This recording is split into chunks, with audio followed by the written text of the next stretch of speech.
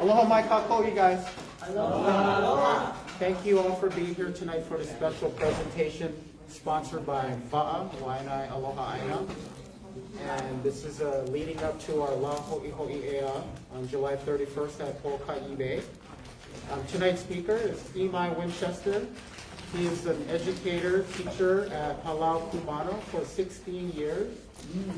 He's also he's the convener for La Hoihoi Ea since 2005, but he began to get involved earlier than that in 2002. He's also a political activist, and here he is, Mr. Imai Winchester again. Aloha wale ho'i olu e nā wahine no tu ahi no tu alono e maile lauli me ko'i ahi ho'i I ke hili hau o kala ala mai ana ka maile lauli ho la lawi ke kinoa ke aloha aloha wale ho'i olu no mai lai ke anu e ano I waula ke ki mai nei aloha olua aloha hoia aloha aloha aloha hello my kako greetings everybody mahalo for having me tonight. My name is Imai Winchester. Very seldom do I get to come to Waianae. That's the only Waianae chant I know. I learned that about maybe 15 years ago, and every chance I get to use them, I blast them. But that talks about, I believe, Ko'iahi, which is the mountaintop prophet, Makua, which is a very important and sacred place for us guys. But today I'm here to first say mahalo to the organizers for extending an invitation to myself to come and speak in the month of July about a super awesome and sexy event that maybe some of us know a little bit about, some of us know a lot of bit about, and some of us are kind of somewhere in between. So when you guys feel the need to kind of throw up a question and stuff, and I know be shame, I do yell. My profession is a teacher, and if I've had your student, they've probably been yelled at some point. But the makani blows hard in certain parts of the island. Today, we're going to talk about Ea. And Ea, I know it's been kind of on your guys' minds. I know it's kind of been hashtag here and there and sort of everywhere. But we're going to talk about this very important phrase, Ea mai kalahui. Yeah? First, you can tell me, what is Ea? Shout it out. I know you guys know it. In the back. Sovereignty. Sovereignty. Life. Points for you. Life. Life. Bang, 2 points for you. Who wants some more points? Independence. Breath, 3 points for you. Independence. What else does it mean? I'm giving out points. Who wants 3 points? What else does Ea mean? Means sovereignty. Maikai, we got that. Right to self-determination. Right to make choices for our resources based off our principles and our values. Maikai, that is Ea. Okay? The honor of a chant. It's the honor of a chant. Very good. Maikai. So we started off with the chant, and that chant is meant to bring that Ea into the room and sort of feel the umeke, yeah? To know that we're going. It's that Ea that propelled our ancestors across the Pacific all the way up to the best spot in the whole world. And this is where the place that we call home. So today we're going to talk about our lahui. And we're all here because we have a very important kuleana that we feel. And we're all trying our best to kind of pani kapuka. Can we all say that together, please? Pani kapuka. Can we say that? One more time. Pani kapuka. Pani kapuka means fill the gap. To fill the gap. Some of us who work fish ponds, some of us who build rock walls and stuff for that, work loi's and stuff for that, you know that over time, your rock walls, no matter how strong, no matter how big the pohaku, the thing will shift. At some point, going to shift. Each pohaku is like one kanaka. Each kanaka is different shape, different form, different features, different kuleana, different weight. But together, the stack is strong and it's powerful. And you can build hale on top of that. And so for us as a lahui, we've been disjointed, we've been disconnected. The California grass will kind of bust up our walls a little bit. So you get plenty of pukas in our fish pond. Plenty of predators coming in. Yeah? plenty babies getting lost. So our ponds are not healthy. But we can see through the work of many educational institutions around Hawaii who are doing restoration work. I myself dabble in a little bit of restoration work in Alii over in Manoa Valley. So a lot of the things that I see come from this theoretical framework of working Aina. And those of you guys who work Aina, you guys have a political framework that is important for us as Kanaka. So to develop critical consciousness, which is what we're going to talk about, it's important to have critical action. And so I'm hoping that today is not just about talking story of Ala'au, but it's also about making a commitment to action, because that's what this is about. I'll stand on this side, Kalawai. Today I'm going to talk about Kala Hoihoi Ea. Let's all say that together. Because we got to practice, huh? So it rolls right off the tongue. We got to kind of like a little bit hema, right? The thing is like, a little bit hema. The thing is really roll, but we got to practice, so we get them. Okay? And forgive me, I am not one who prescribes to the kind, subscribes to Kahako or Okina, if you'll notice. And if you do, my kai. I teach Olelo Hawaii sometimes. I work at this school in the back of Makiki Valley, Hawaiian Charter School, and I teach Olelo Hawaii as well too. I look at the Okina and the Kahako as like you have a bicycle. You ride bicycle, like the training wheels.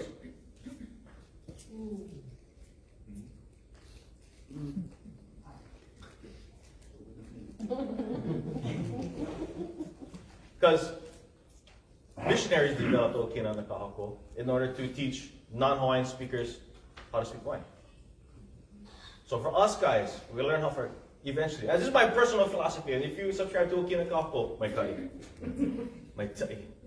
But for me, the way I see it is my independence. I'm kicking off these guys, and if you know, then you know. So that's kind of where I come from. That's my personal philosophy. If you know, then I don't gotta explain to you where the Okina go. So let's all practice together. Kala Hoihoi Ea. Olelo. Kala Hoihoi Ea. Sorry if I yell at you guys like you guys are my students. It's been a while since I've been up in front of a classroom. Let's try one more time. Kala Hoihoi Ea. Kala Hoihoi Ea. Now we sit up straight when we say them because we're going to say them extra good. Watch. Here we go. Kala Hoihoi Ea. Say it. Kala Hoihoi Ea. Okay, go fill up this whole room. Kala Hoihoi Ea. Kala Hoihoi Ea. Every time we say it in our hearts, we say it in our dreams. Right? We're going to have this very important piece of our mo'okuauha, which I want to share with you guys just a little bit about today. Plenty of you guys know, so feel free to jump in and tell me, because I'm here to learn as well too. We're going to talk about Kala Hoihoi Ea. We're going to talk about Hawaiian Sovereignty Restoration Day in the past and in the future. July 31st, 1843 was a very important date. Now, I'm not one on dates, and I'm a history teacher, believe it or not, but there's only real 2 dates that I forced my kids to know. And both of them are in the same year, so real easy. So here's your guys' first ha'avin, your first lesson, 1843. Okay? 1843 is an incredibly important time for all of us Hawaiian Kanaka Ole. Because in 1843, this handsome gentleman right over here, by the name of Kaui Keoli Kamehameha Kola, I think, Kai came in to share, talk with you guys a little bit already. So I'm going to share a little bit about him, but nothing that, probably Kai hasn't covered already. But on this day, we need to begin to understand and become clear about our history so that we understand our present and then we can transform our future. That's kind of what we're about. Okay? Say it with me. Feel good, huh? It's like the, when you hear the poo, poo. And the Kanaka and is like, huh? Right? Or like when the kung hula, everybody stand up straight like, ooh. Right? It's just natural, kind of come out. So has a very important message for us, okay? But it's been hidden. We're going to talk about Americanization. We're going to talk about colonization, indoctrination, occupation, all these kind of big fancy words. But we're going to talk about this created system of power and how is the key to unlocking us from the shackles of this power system. And once you understand and once you know that, then we can begin the revolution. We can begin the huli. But if we don't understand, we're not clear where the island is before we leave the dock, we're in trouble already. Right? So today, we'll try to take a look at the stars. We're going to look at the constellations of our history, of our past, of our kupuna, what they did, so that today we can figure out where we stay. Maybe we think we're floating in the ocean someplace. Maybe we're on dry dock. Maybe we're on one trailer and somebody driving us around the place. Federal wreck.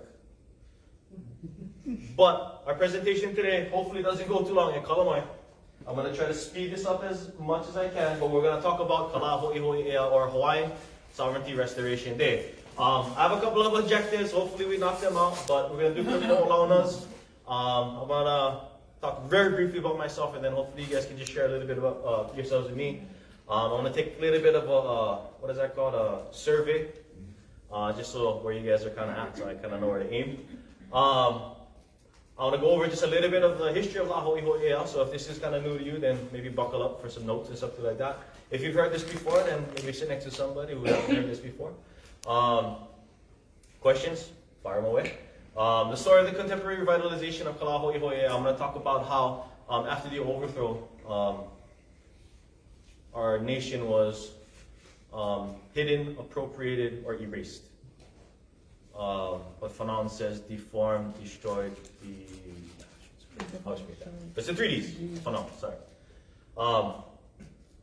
I'm hoping to get some questions and answers, but I'm hoping that most of our time today is going to be maybe action planning or sharing what you guys. I know you guys got a big event coming up on the 31st. Super stoked for you guys. It's when I share sort of what the larger scope is of our vision, then we're very happy that everybody's here today and we can begin to plan it together. All right, let's rock. We talked about Ea. We know that it is to live, to breathe, to rule. But here's the one that I like. To rise. Raise your hand if you're on Mauna Kea. Raise your hand if you get chicken skin every time you think about Mauna Kea. Okay, good. Okay. That's Ea. That's what it's like to be free. That's what it's like to be back in the kingdom. To rely on each other. Our independence is our interdependence. And we had to learn some hard lessons, maybe even, on how to be free. On how to make those decisions for ourselves. And maybe we made some mistakes. In fact, we guarantee made mistakes. None of us perfect. But to live is to make mistakes, right? Mm-hmm. To draw breath is to also give life. And so we heal. Right? It's been 2 years since the Mauna, since the magic. Everybody shook. Ku came down and put a pause on the world. Yeah, COVID. We're talking about Ea in terms of our ability to rule. And in order to make determinations for our future, in order to even unlock our imaginations, we need to first kind of have a clear understanding what had happened. Yeah. Because for many of us who went to school, you guys never learned this. I went to a school full of Hawaiians. We never learned this. We had to go someplace else, someplace special.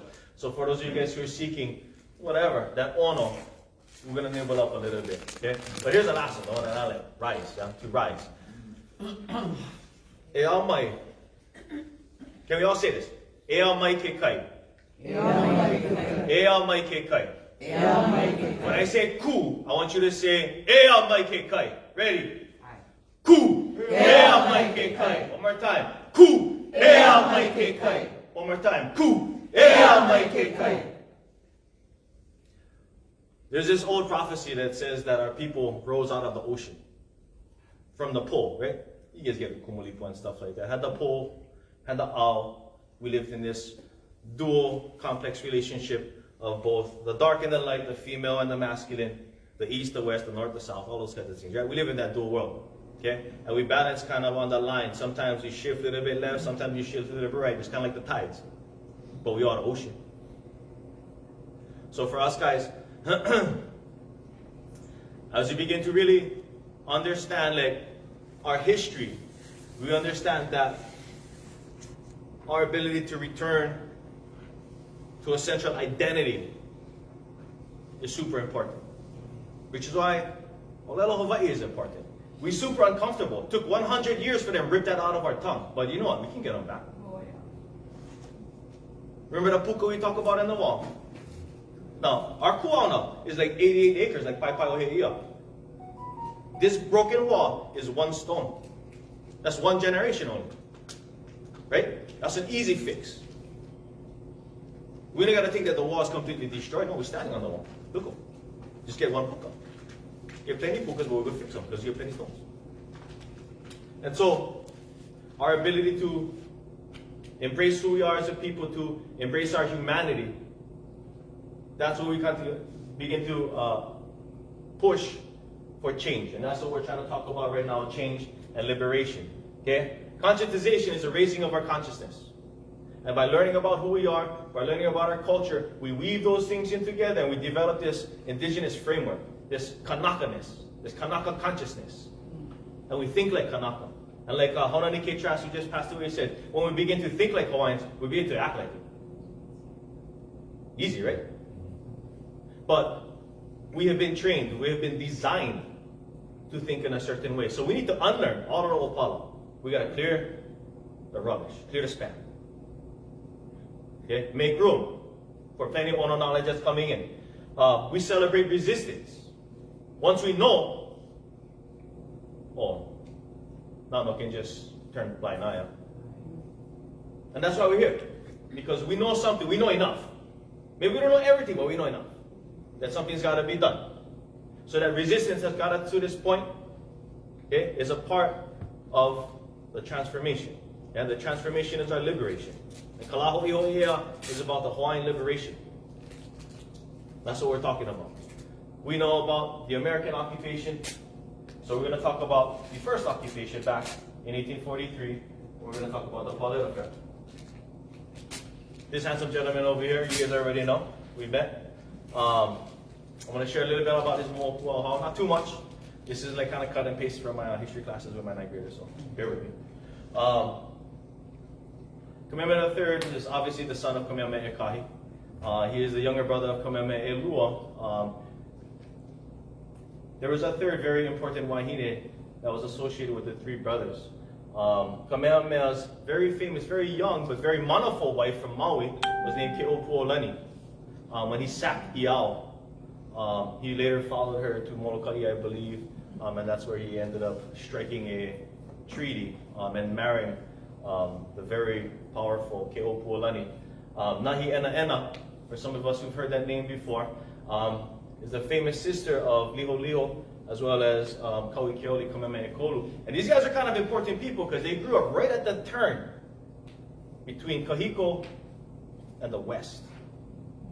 So Liho Liho was trained by kahunas, not by missionaries. Not yet. Okay? Same thing with Kaui Keoli. He was still stuck between that transition, right? You guys know Kaui Keoli. Then maybe you know that he became king at a very young age, like 9 or something like that. Crazy, right? My son is like 7. I would, whatever. I just had to stitch him up. I'm not me, but anyway. But as a very young man, Kauhumanu, as many of you guys have learned about before in the last presentation, she became Kuhina Nui and became regent, and she became very influential in what would happen next in the fall of the Kapu system, in the changing of the guard, as it were. Kaui Keoli was very famous also because he was in a kua on earth. Yeah? In those times, to be born in Alii is to be born in a kua. Now, imagine what that means when he consciously decides to lay his akua status down and put that mana into a constitution.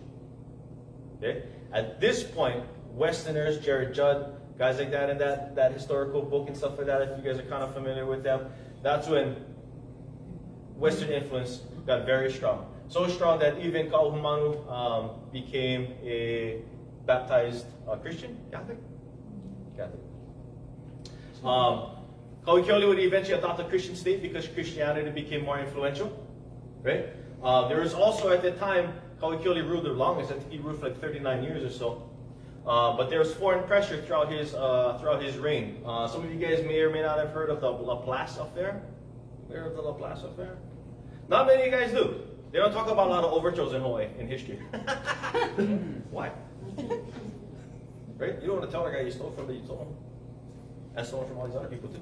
Anyway, but the Laplace affair was actually the first attempted overthrow of Hawaii. There's 4. Wow. We know about the last one, 1893, right? The Laplace affair was the first attempted overthrow in I want to say the 40s or something like that. Sorry, I don't have it with me. It would be followed in 1843, okay, by the event that we're talking about right now. Okay, so this Kala Hoihoi is about the second and successful overthrow and occupation of Hawaii. So today we talk about occupation, right, nation state, all that kind of stuff for that. Well, 1843, yeah, remember that date, guys. 1843 was an incredible, important year.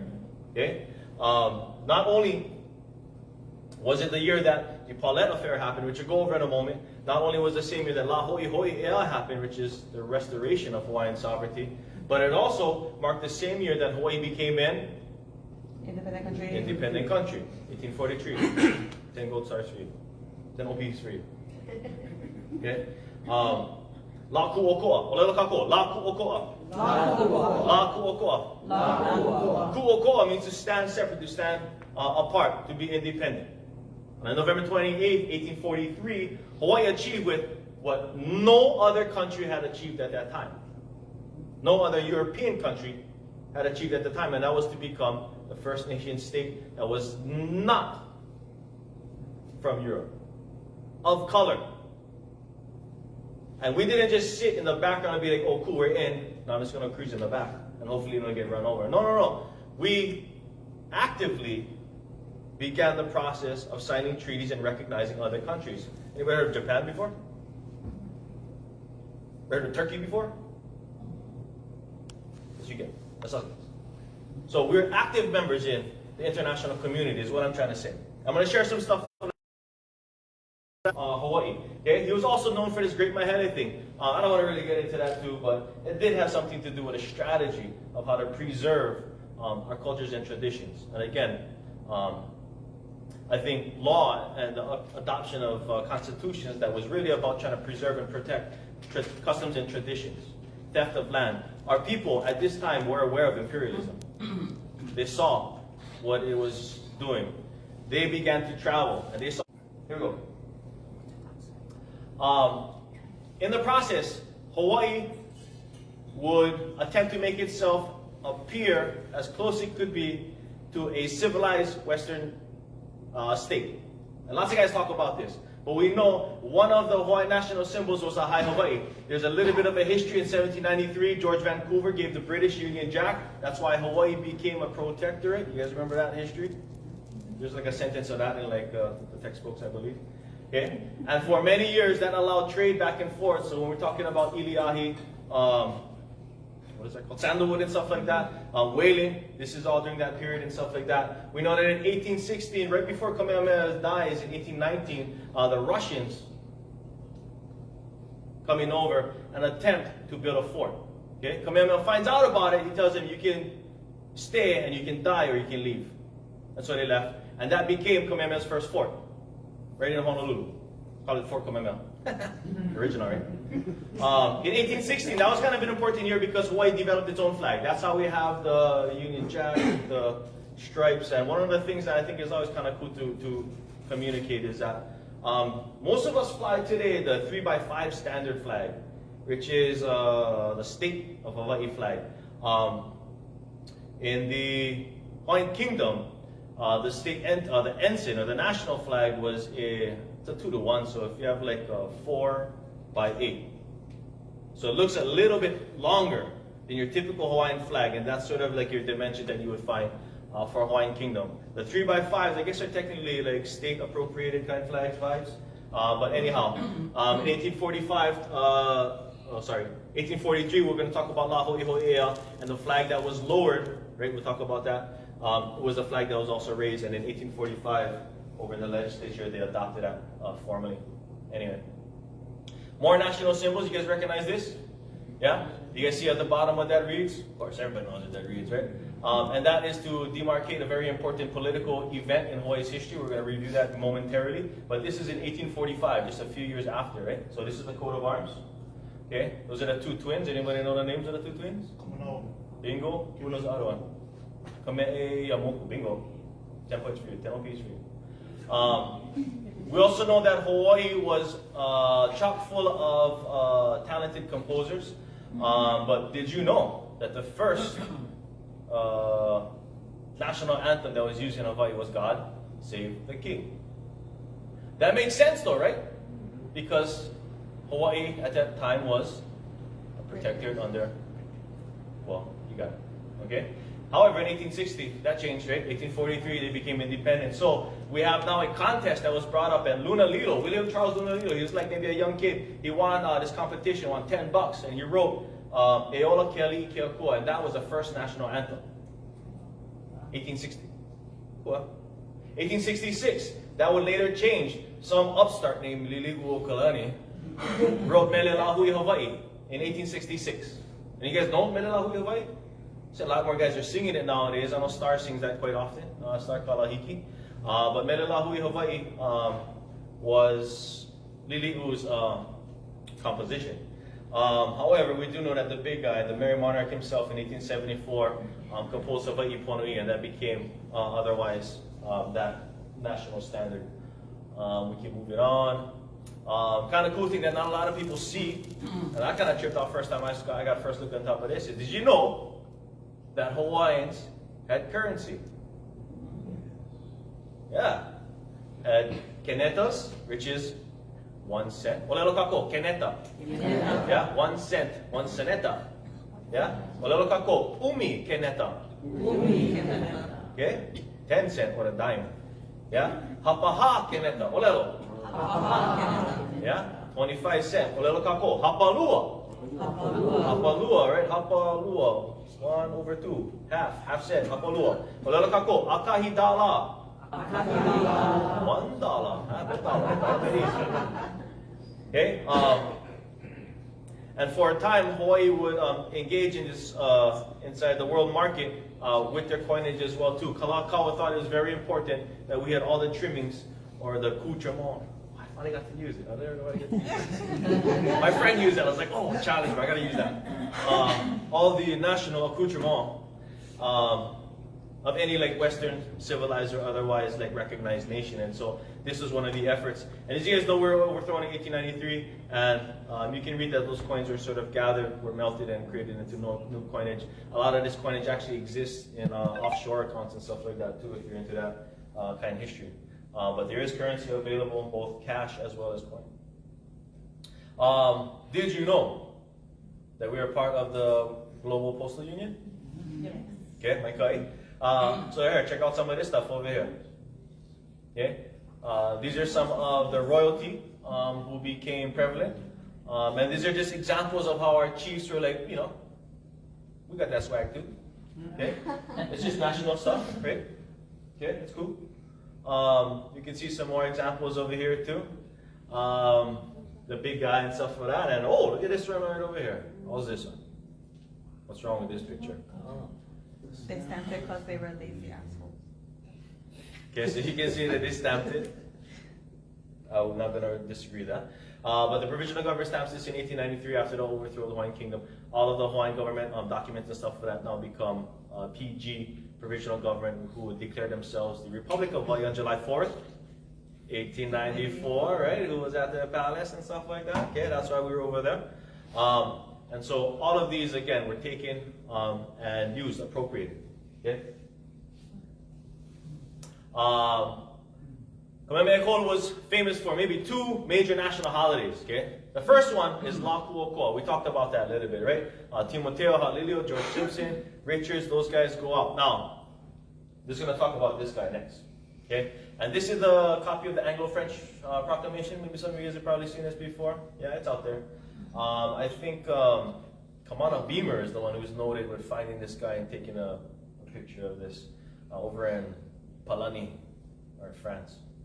Okay, so Kauikelo is important because he saw that imperialism was a threat against his country and his future. So he saw that establishing Hawaii as a nation state would be an important way to protect Hawaii from foreign invasion.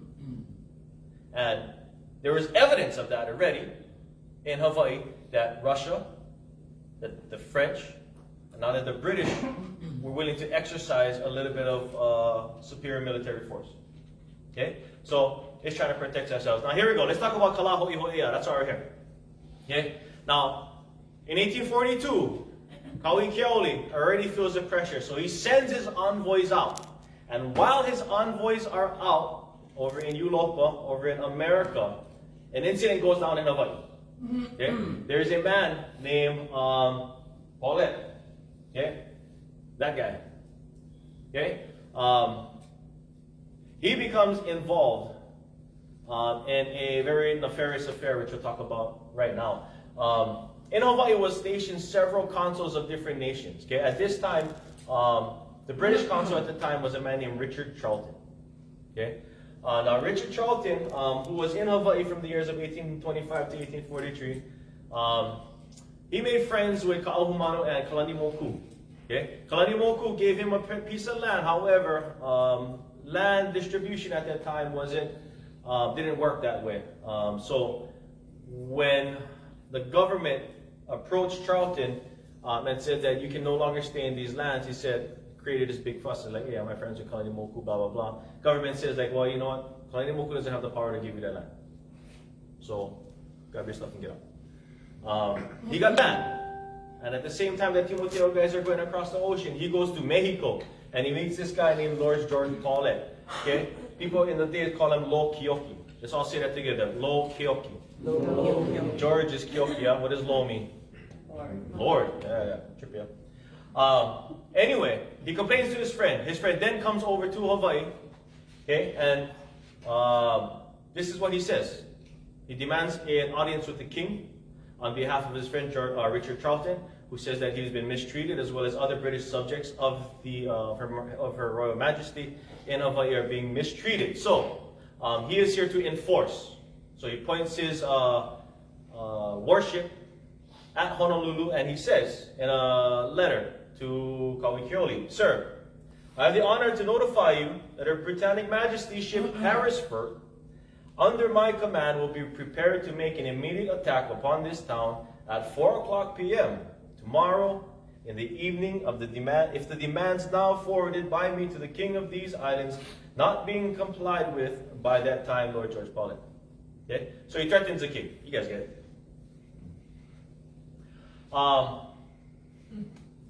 The king is forced, without a standing army, to concede. Okay? Now this should become important when you're always asking yourself, oh, how come Liliuo Kalani just went secede? This is why. Liliuo Kalani, a student of history, saw this as an example. And once you understand La Hoihoi Ea and the result, you can understand why Liliuo Kalani decided to trust in law and America to do what the British did. Right?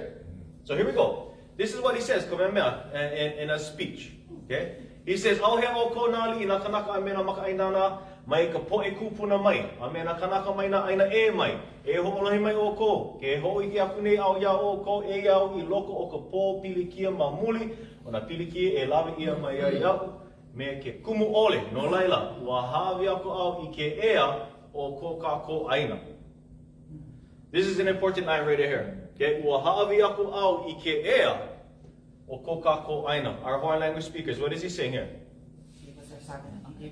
He is giving away our sovereignty. This is Kauai Keoli saying, like, I have ceded our independence over to the British. Okay, this is him making this statement. Kind of important. Okay, we'll move on. On one of the many Hawaiian language newspapers that we found evidence on, this one comes from Okahai Katolika. What do you think Katolika means? Catholic, yeah, tricky. Yeah.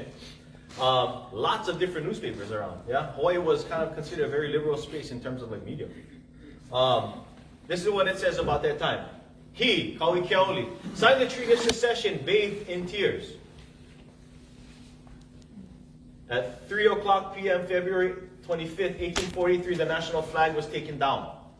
We talked about that story. While that of England was raised. Never shall we forget the day.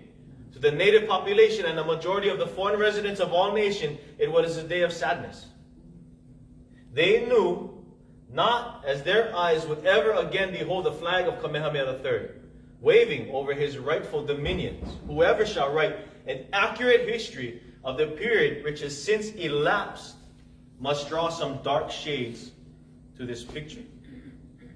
And that's important for us to kind of consider because of the way, the process upon which sovereignty was being seized at this time.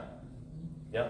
And so this is the provisional cession by Kauai Keoli. This is the lowering of that high Hawaii. Okay? However, he is not going to lay pat. In fact, Jared Judd, you guys heard his name maybe before in the past, he pens a letter at Pohukaina on a coffin of a very famous chiefess by the name of Ka'ahumanu in the crypts. He pens this letter. Dear Queen Victoria, we have been blah, blah, blah, blah, blah, blah. He kind of explains what had happened. And he needs to actually give this letter to a secret carrier, a non-Kanaka. I think it's an American, in fact, who was trusted to take this letter and get it across safely. And they were successful. Queen Victoria received the letter. Upon reading it, she writes a correspondence to a man named Admiral Richard Darton Thomas.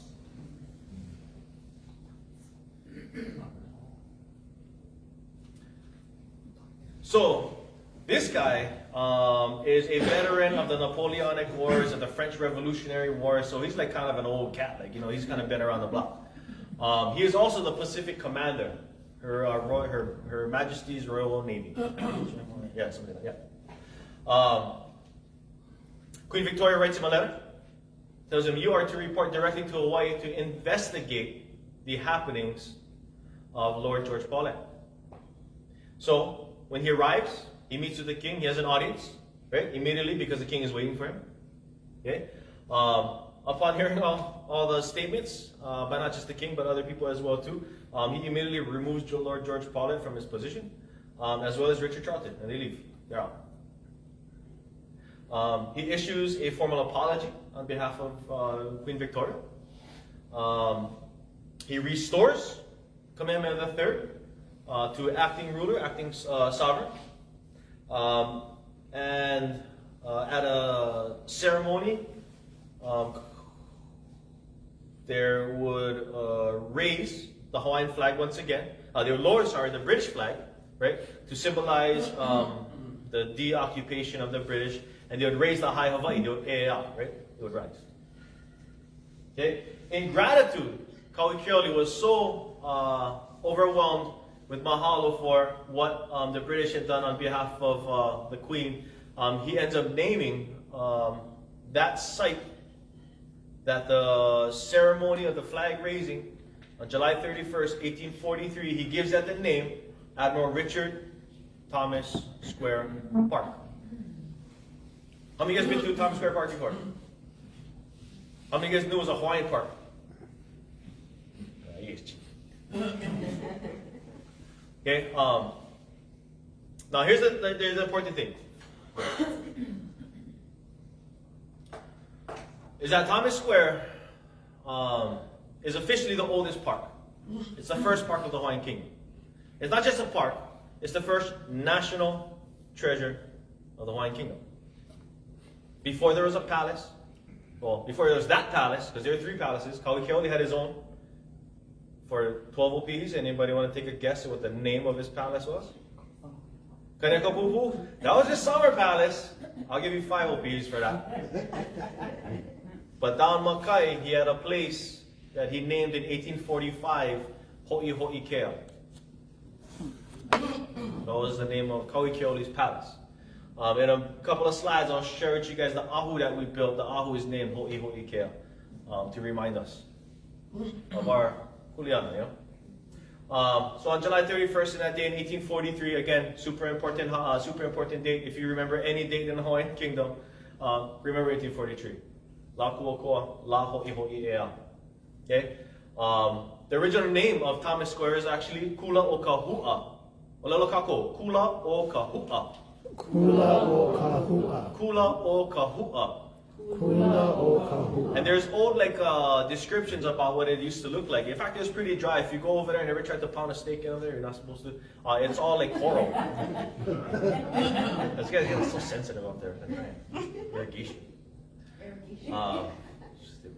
Sensitive about my irritation. But the park was established in 1843, right? At that specific event. It was later expanded a few, maybe 2 acres or so, maybe 3 acres or so, back in 1850, right? Oldest park in Hawaii, like I had said. And if you take a look at Thomas Square, if you can imagine Google Earth. I remember Google Earth was young, but now you can just say like if you use one drone, right? So if you look from the top, like a bird's eye view of Thomas Square Park, you're gonna see a Union Jack. Some of you guys know that, right? Maybe some of you guys don't. That was done specifically to honor the history with the British.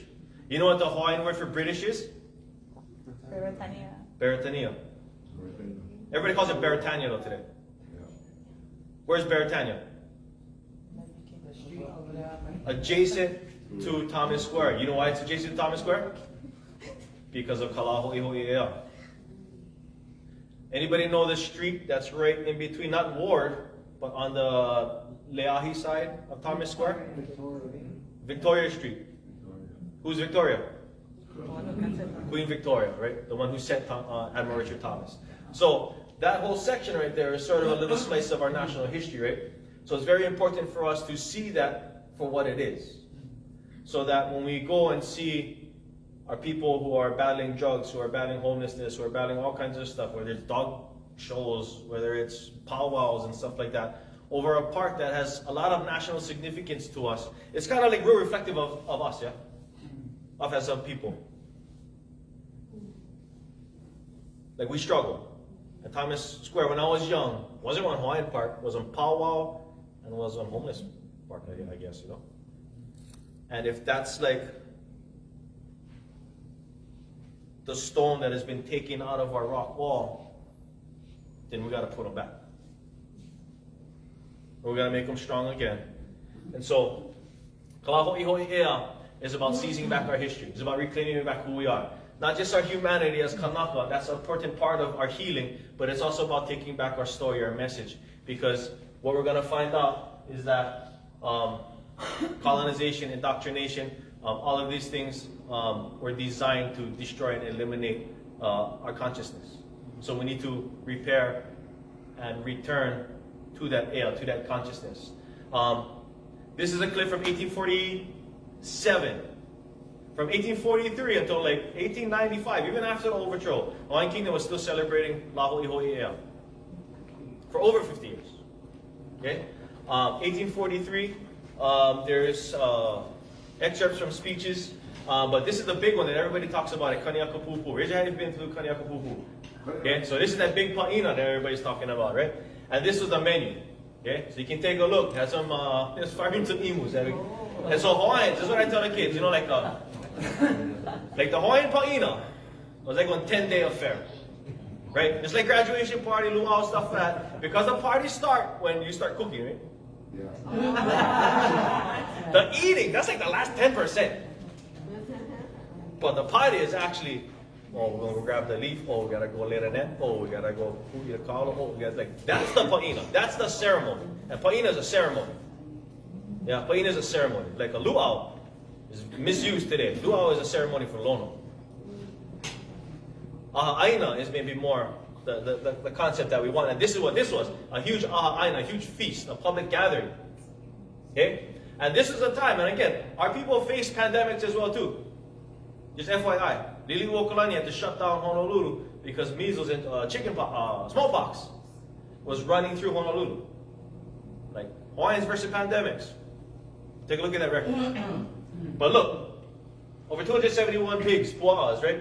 42 large calabashes of poi. Just read the list. Okay, they're feeding plenty Hawaiians. Okay, feeding plenty Hawaiians.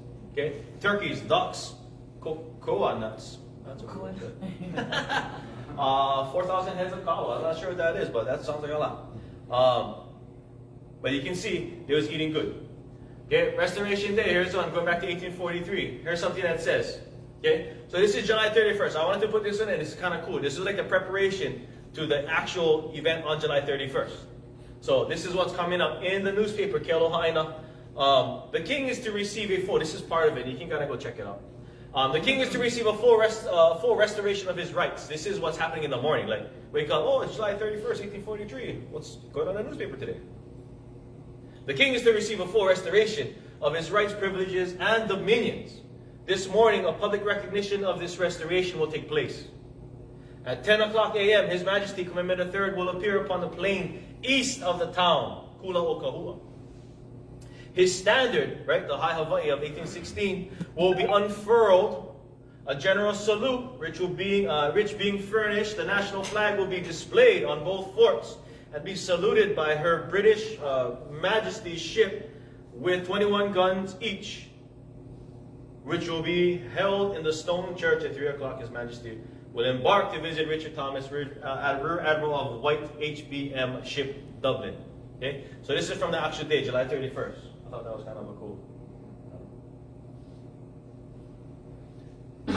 From 1843 to 1893.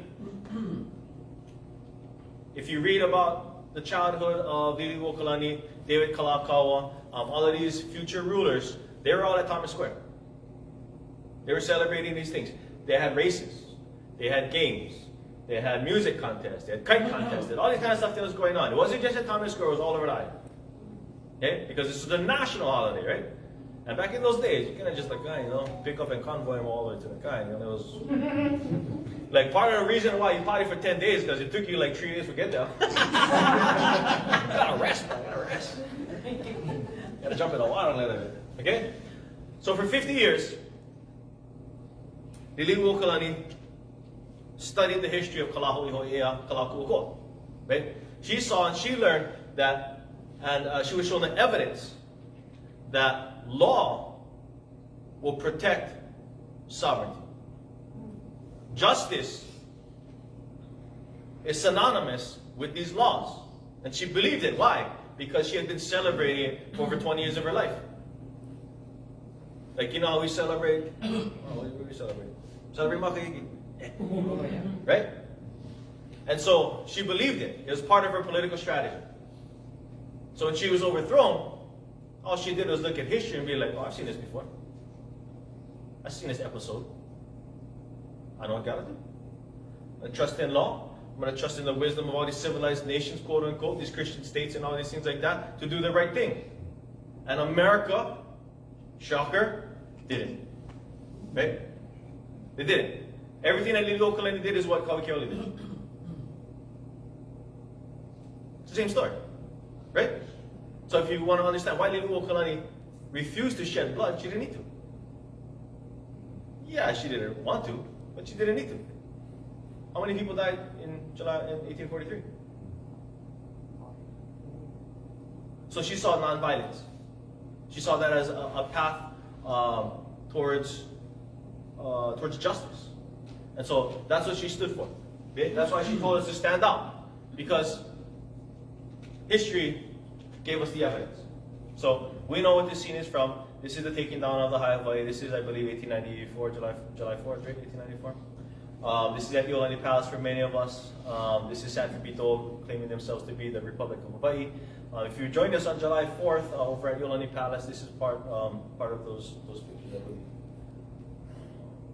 Moving on. So, after the overthrow of our kingdom, there was this massive systemic attempt to erase our national consciousness. Don't think about being Hawaiian. First, we'll take away your language. Because if you don't have your language, you don't have access to your history, you don't have access to your identity, all you have is what you're fed. And we become dependent, linguistically. So they ripped out our tongue. They ripped our roots, our feet out of the Aina, right? Not only did owning land become difficult, but Hawaiians are dying at a massive rate. Okay, foreign diseases, obviously. Okay, go to any indigenous peoples, you get the same story. Now, in 1895, Hawaiian language was banned.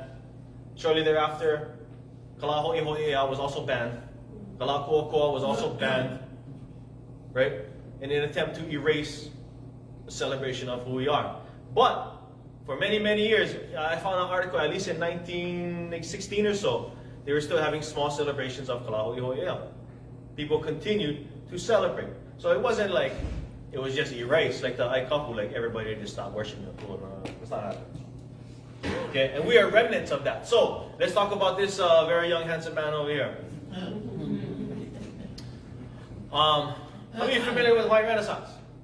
Yeah, 70s, 80s. Okay, all these like active young Hawaiians who are doing things that are exciting. Kekuni Blaisdell was none of those guys. Not until later on in his life. Okay? The reason why we're going to talk about this important man, his name is Richard, Dr. Richard Kekuni Blaisdell, is because he was a very important part of the healing and the resuscitation of Kala Hoihoi as a celebration in the community.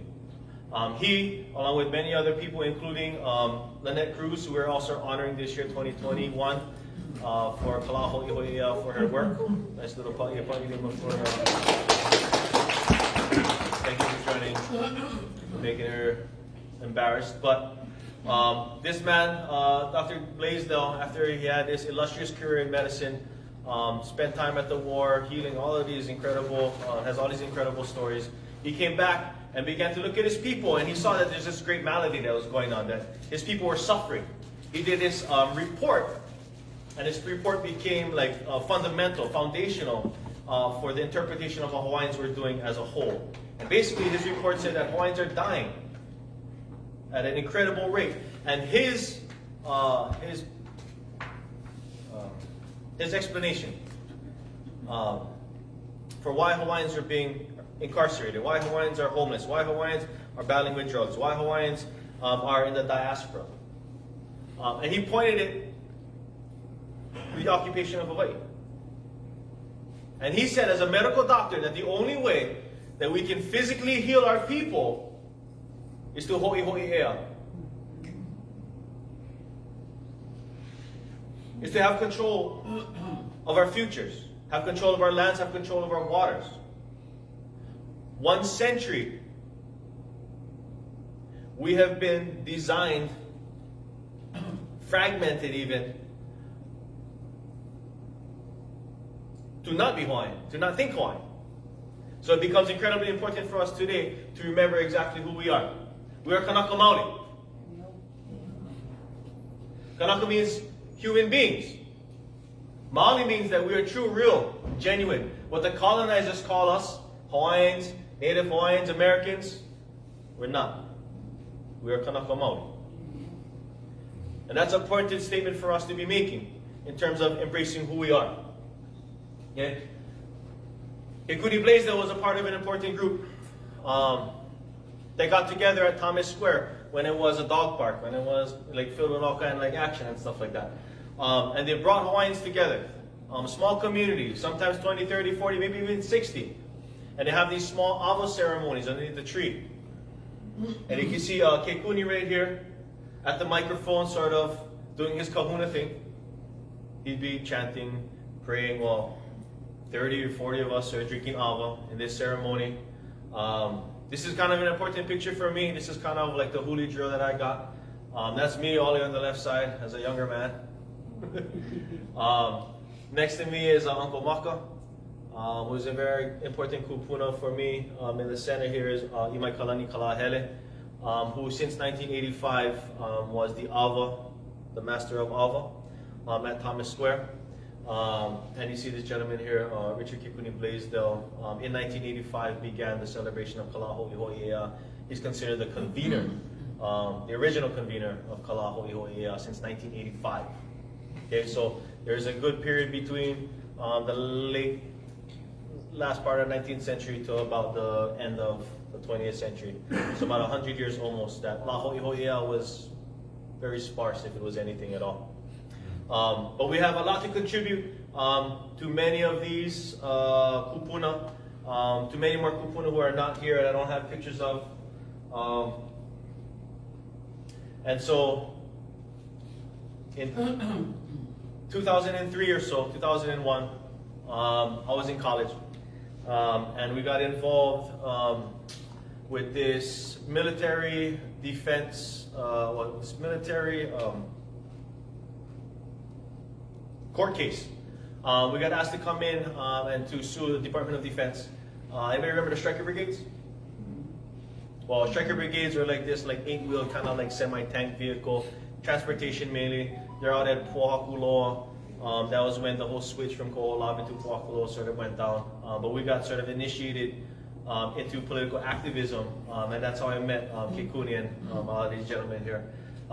This awa tanoa and the passing of that awa is also kind of important because in 2005, Kekuni Blaisdell was very old and not as able to really carry the organizing and the planning and the execution of the event. All on his own budget as well too. Kapakau Kau was the name of his organization.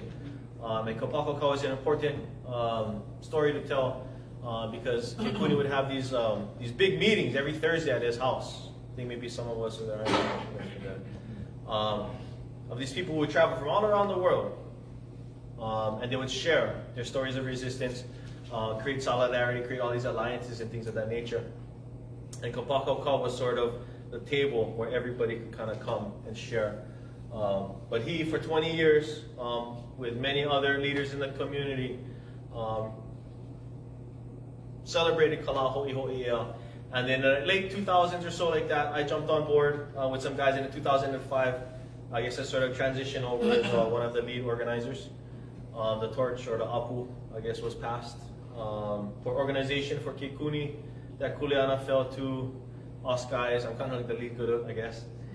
And then the tanoa, or the apu, the same year, Uncle Snake handed it off to me. I think he just thought it was funny to give it to somebody else with the same name as him.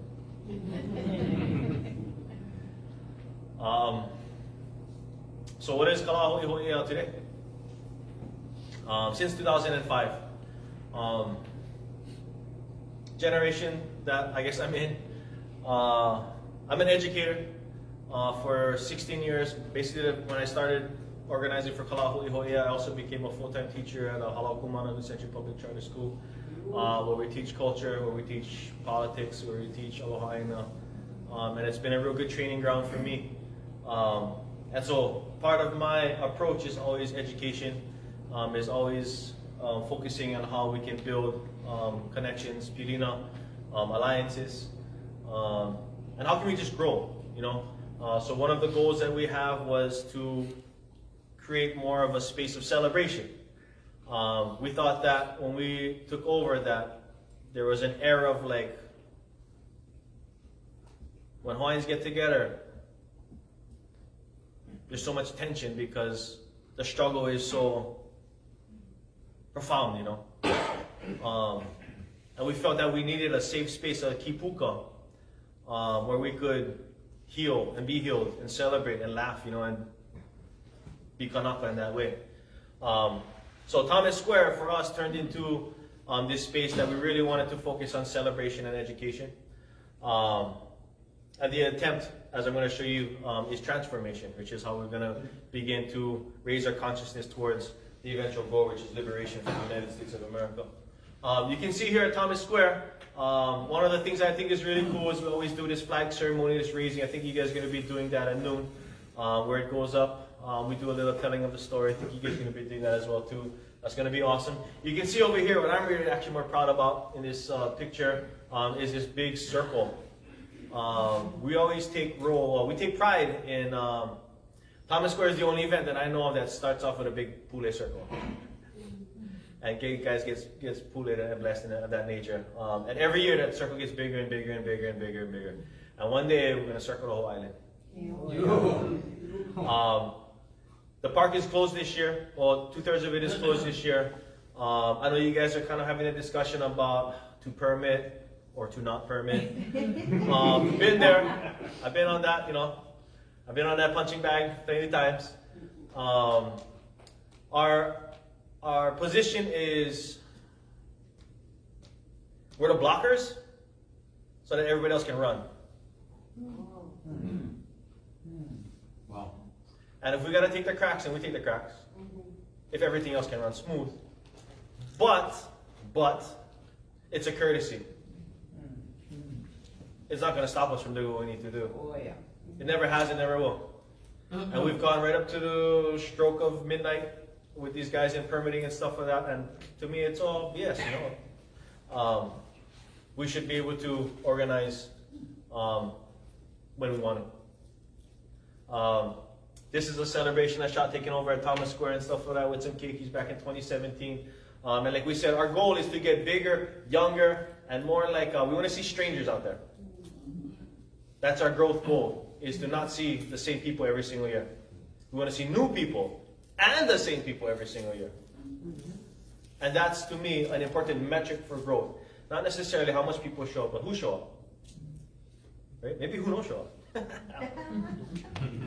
Whatever, you don't have to do Elizabeth life.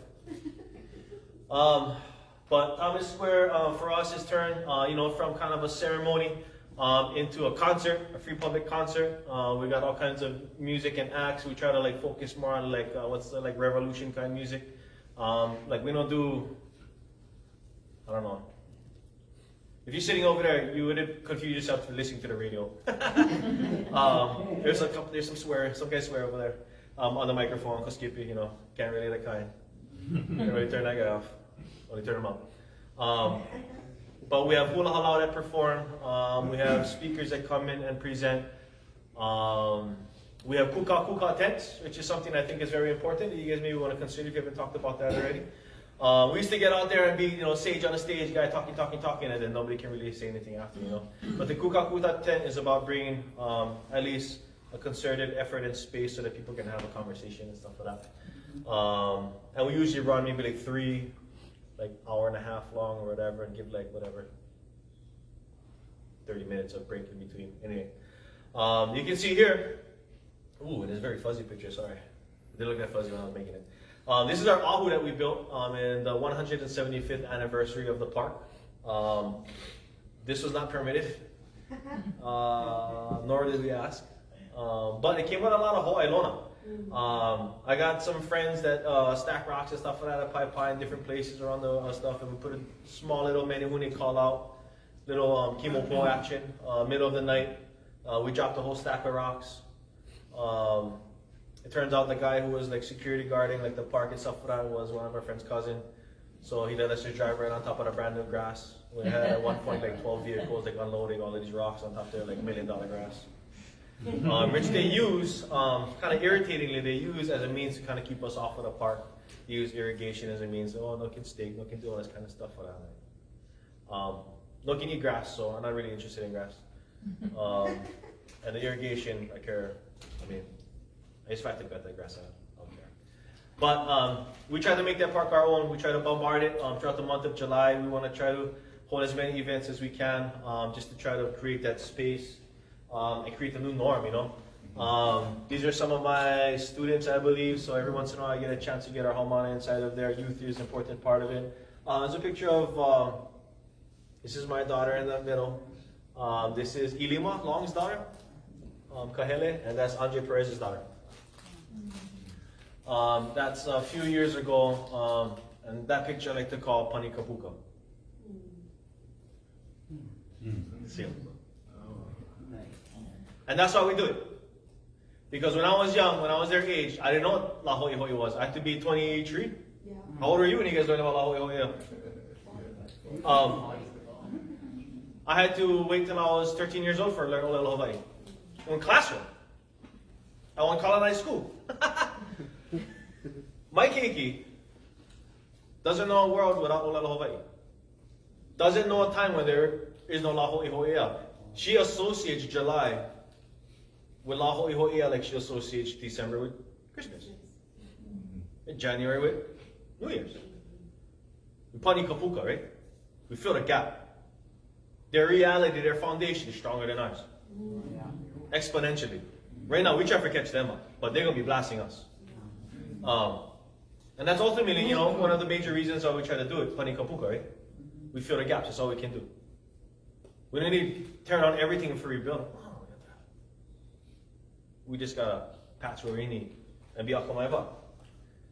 I should be almost done. Okay, sorry. So we've been doing this for a bunch of years, and every year we try to honor a kupuna who is passed, and a kupuna is still here, so that they can share knowledge and wisdom, and I can feel what it's like to be appreciated, because struggle doesn't often come with appreciation too much. So Lynette, we appreciate you, and we've actually waited a few years before Lynette accepted it. Because of her ha'a'ness, which is why she deserves to be there, right? But you can see some of the people we've honored in the past. Here's this year's. Obviously, we know Lynette with the proverbial fist there. Marion Kelly, we're also honoring this year. Marion Kelly had a lot of work in fish ponds. I guess that was, there you go, that happened. Kawai Puna Priji, Gail Priji. Uncle Walter Reedy was honored back in a few years ago. These are our first honorees. This is where we came up with the idea. The year that Papa Kekuni passed away, we started this honoree series, and his good buddy, Papa Kihei, who has also passed away since. We wanted to make sure we had a chance to honor them, and they had a space amongst Lahui to be recognized and to give, words. Moni Keala Akaka, maybe she passed a few years ago, but Auntie Moani has obviously been in the forefront for many, many years. Auntie Pool Rogers from Kauai, trying to spread it out for people who have, just meant a lot and done a lot for Lahui. Uncle Skipito over there, telling everybody they're number one. Puhi Pao na Mako Okaina, very important what they did. Over here, I was actually with my friend last night, Puhi Napoleon, but this is her grandma over here, Judy Napoleon, from the Ko'olave Ohana Association time. Next to her with the fist in the air, actually, her favorite shot was the finger in the air. Honani K. Tras, who we know just recently passed away. But her favorite shot when we were going through this whole process and stuff wasn't the fist. It's my favorite shot. But her shot is with her finger in the air, because she says that it's her teaching. Like that's her teaching finger, or scolding finger. We also have on the bottom Auntie Peggy Howell Ross. Auntie Peggy Howell Ross, Auntie Terry Likiko Onani was also one of our honorees. Uncle Snake we have over here, who was our Alva guy. Palani Vaughn, who was also up top over there, one of our honorees as well over the year. So that's kind of what we've been doing just in terms of, oh sorry.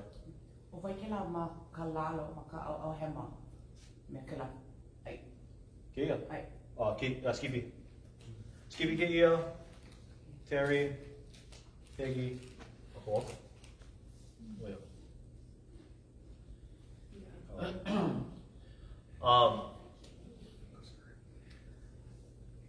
we also wanted to make La Hoihoi more than just one day event, because we thought we were bigger than that. We thought it's hard to expect everybody to come into one space for like this set amount of time. We were killing ourselves to do it, and we weren't getting maybe the reach that we were hoping for. So the theory and the strategy is this: take La Hoihoi out to the people, rather than try to bring everybody to the koa. We go out there and try to follow back all over the place. One of the things that we've done, at least for this year, is we've tried to identify at least a couple of different threads that are taken from what we do at Thomas Square, and the idea is to spread them out and to bring it into a larger community. So we have an abundance right now of Hawaiian filmmakers. So for the last 3, maybe 4 years, we've been doing a Hawaiian showcase of filmmakers every July. This year, they're doing Kapai Mahu with Kumuhina Wong. Heoli has her together, This Is the Way We Rise, and Hawaiian Soul just came out by Aina Pai Kai. We work with different people just to kind of organize. I work with maybe like 12 to 15 groups at some point. I'm kind of like the kui, everybody else is the pua. So we just make lei in July. Nahua Ea is a hua of poetry, of spoken word, of music, of creativity, and that whole expressive notion of healing and all that vibes. In fact, we just had our Nahua Ea celebration at Papahana Kuola yesterday. Must have had about 60. It was kind of a packed house. It was intended also, I believe it was focused on solidarity. One of the things that I think is important for us as Kanaka to understand as we begin to rise and our consciousness begins to lift up is the power of solidarity. You're plenty of guys who struggle like us. And the more you travel, the more you're going to meet. And the more you know that there's more of us. And there's strength in those numbers, you know. So that's why it's important for us, just, you know, as Kanaka, as non-Kanaka, as allies, you know, to see how we use the tool of solidarity and pushing ourselves forward. Because even when we're independent, we're going to need alliances. Maile is sort of, well, was our reggae kind of concert. It was our reggae hip-hop concert because we just wanted to go take it out to the club and get those guys involved and stuff like that. But it's kind of this year turned into sort of a medley of all kinds of Hawaiian music, from Kahiko to Awana, to reggae, hip-hop, and a couple of stuff in between. But if anybody's free next Saturday, big party at Vai. You can come indoors for tickets, or you can cruise them outdoors for free. And you get the music outside, get like whatever, all kinds of stuff like that. One of the questions that we asked on that last slide over there, if we're an independent country, what would our education system look like? Would it look the same? Kumano. Don't say that. There's a lot of stuff I'll change, but there's a lot of stuff I'll change. But at Halau Kumano, we try to really input and instill and push the boundaries of what a school can look like. Yeah. We mess up every once in a while too, but we was able to knock a couple, I think, out of the park. But we need to begin as a collective to imagine, based off our values and principles, our customs and traditions, what is the best course for us to design our next kupuna. If we look at education as creating our kupunas, creating our scientists, you know, creating that nature, from our perspective, right? Versus, we need STEM. So these guys can go out there and be on these fields that they're not going to come back home. Squash that. How are we going to keep our people home, and how are we going to keep them in an industry that is productive for us? And I think those are important islands to see before you get out of that dock, right? So we get a chance right now, because education has been such an important site of struggle that we were able to input culture more. We can talk about history a little bit more open now. We can have these discussions and things like that. So education is making moves and making strides. So every year, Ho'i Ke'ea, which is a play on Ho'i Ke'ea and Ho'ike. That's Hawaiians, we like those that kind of, not that kauna, about that kauna life. But Ho'i Ke'ea, right? Ho'i, I guess. How are we going to return Ea to ourselves? The colonizers knew there was true school. How did they destroy our people? Educate them. Our miseducation is our biggest trap. Our miseducation is our biggest trap. And we need to be brave enough to not just unlearn, but just to kind of separate from that. And so that's kind of a challenge, right? As you not just decolonize, as you start to embrace our own human nature, our own being, our own understanding, it's important that we find these strong niho stones that we can stand on. Yeah. And so Ho'i Ke'ea, with the rest of these, are all an effort to really, galvanize more community support. Who should be involved in education? Where kupunas belong in education? I know. Serving, right?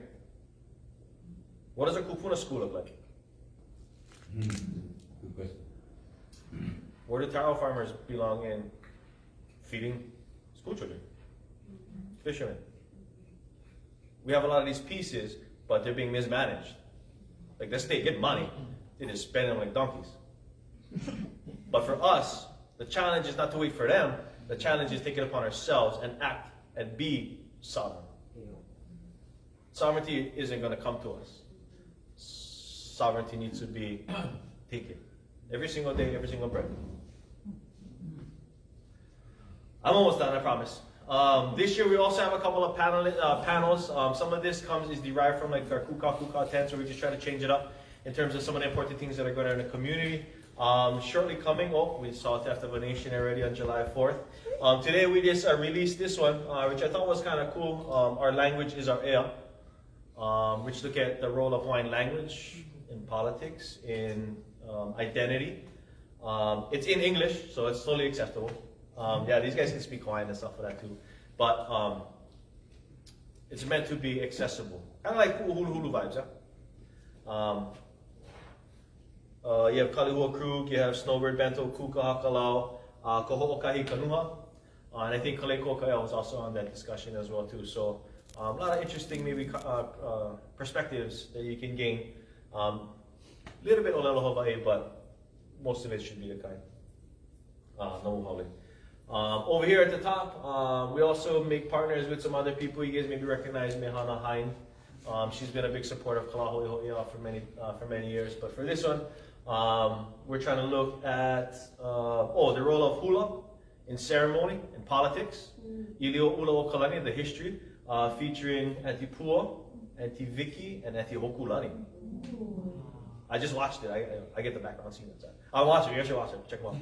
I think we're releasing them tomorrow. Well, that's why you never watch them. But I watch it. I think it's good. You guys should check them out. But they talk about the whole history in the late 90s and the legislation that threatened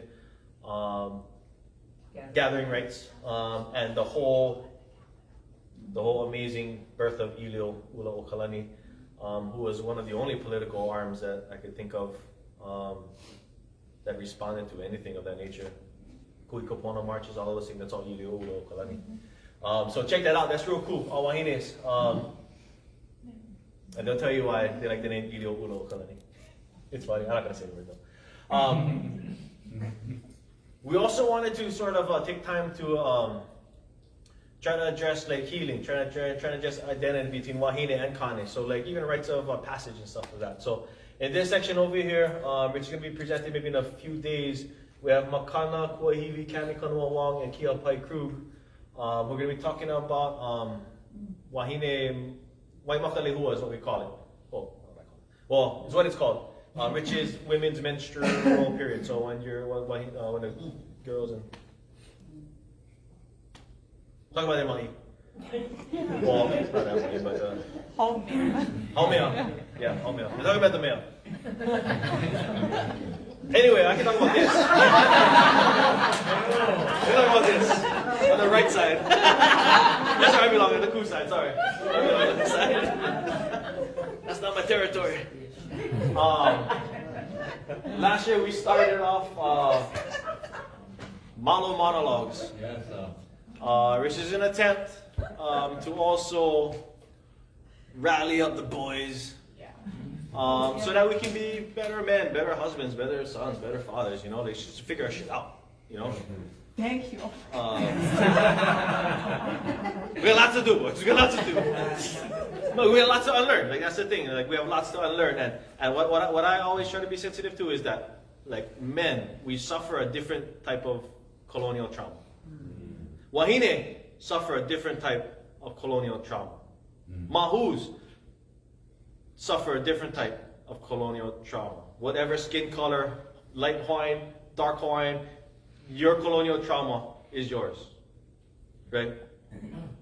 And so, against all of these things that are working against us, we need to learn how to work for and with each other to overcome a lot of that negative hewa that is part of the power system that is meant to keep them up and to keep us down. And so once we become unafraid to hem all of that, then we can become courageous and even revolutionary in terms of how we want to progress. Using the full imagination of who we are as Kanaka with those frameworks, not just Kanaka who are using English and, you know, like one day this presentation could mako little Hawaii.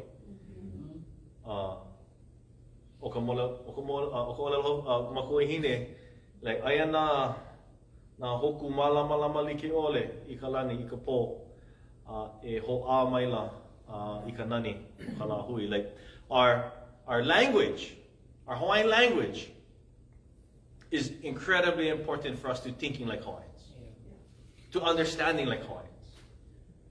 And if you're frustrated like me, like, I mean, I speak a little bit, but I don't know everything.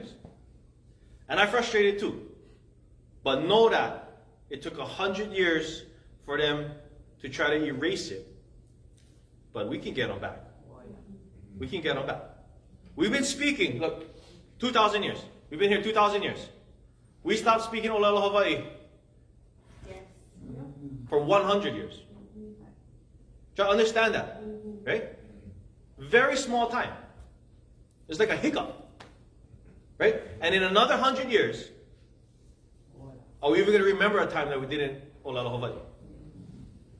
Right? And that's the exciting part about it. Is that now that we know the value of Olelo Hawaii, maybe we don't have the grasp of it yet, but the generations who are going to follow, two, 3 generations for remove, maybe it's going to take 2-3 generations to get them back. But the value and the investment that it's going to continue to take on our part as parents, as grandparents, as uncles and aunties and stuff like that, just trying for raising, is a part of why, what is the kuleana of Wahine and Haumea? What is the kuleana of Kane and Kanaloa? And those parts help to sort of feed our Maile, like our sense of being, our sense of identity, our sense of power and stuff like that. So these are some of the events that we're trying to put together in terms of like kind of creating transformation, like kind of trying to create healing for our communities and stuff like that. And I'm pretty sure I'm sorry. You can see a whole bunch of scatter stuff over the years that we've been kind of up to. Halinoa retreats, Huilua fish pond over at the Kain with Kahiao folks. What else we get action going on over here? Music things, all kinds of other stuff going on over there. I know I've been talking for a super long time, but one of the cool things that you guys are a part of right now is this, which is the Mohala. So we wanted to be, Thomas Square wanted to be a seed bank. Now that we have reached a level of consciousness, more people in our communities understand the relevance and importance of Kala Hoihoi Ea, which is why everywhere we go, we gotta throw it up. Thomas Square is one site. Waianae is an important site. Waimanalo is an important site. Waimea is an important site. Pa'awilo is an important site. And in 10 years from now, right, 10 years ago, you know how many celebrations had? Maybe 2. 12 years ago, I only had 1 that I know of.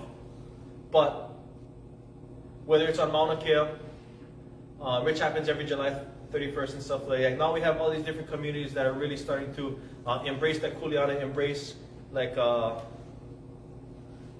embrace that ea, that they can do for their communities through the raising of their consciousness, through continuing to celebrate resistance and, the transformational acts of being together.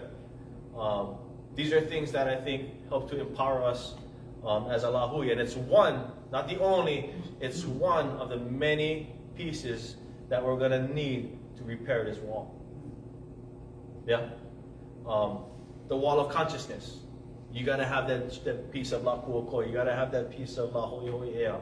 That's what's going to keep you strong. Okay, I finally got to the last slide. Mahalo nui. That was, I'm sure, way more longer than I was supposed to go. But I do want to give time at least maybe for some question and answer. Maybe you guys, I'd love to hear what you guys are talking about in your guys' planning and stuff like that. If I can answer questions or anything like that, or I'm sure you guys have heard me talk. Thank you very much.